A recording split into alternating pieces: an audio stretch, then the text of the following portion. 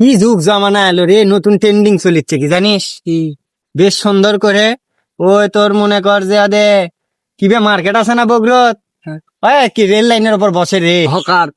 Hawker মার্কেটত যাবি, যাইয়ে করবি কি 250 টাকা দামের একটা পাঞ্জাবি কিনবি, কিনে তোর 100 টাকা দিয়ে একটা শপিং মলত থেকে ব্যাগ নিবি, নিয়ে ওই পাঞ্জাবি কোনো তুলবি, তুলে দিয়ে কবি এটা তোমার ঈদের গিফট, দিয়ে 4000 টাকা দামের 3 পিস লাভার জন্য মনে করে এই প্ল্যানটা সবাই। এখন আমি কই শোন, বাপ যে টাকাটা দেয় এই টাকাটা নিয়ে যায় হলো রানা প্লাজারত, যাইয়া ওই দে হকার মার্কেটের কথা কইল না, ওর থেকে ওই পাঞ্জাবি কোনা কিনে নিয়ে আসে, যে জামা আছে ওটা ওরই ব্যাগত তোলে, আর ওর ব্যাগের কাপড় ওটার মধ্যে ঢুকে দেয়, দিয়ে ছবি মারে কয় যান এই যে দেখো।